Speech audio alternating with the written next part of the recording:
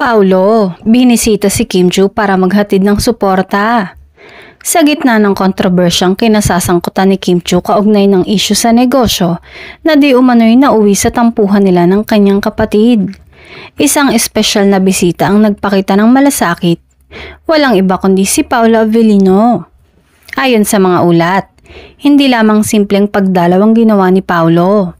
Dumating ito dala ang paboritong pagkain ni Kim at ilang personal na bagay para mapagaan ang loob ng aktres.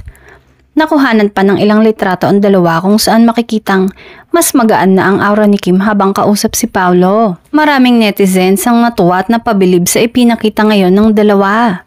Sa social media ay umulan ng papuri para kay Paulo na tinawag ng ilan na gentleman at protector ni Kim. May ilan ding kinilig at nagsabing bagay silang dalawa. Habang ang iba na may mas natuwa sa kanilang genuine friendship na matagal nang nabuo sa trabaho at personal na buhay.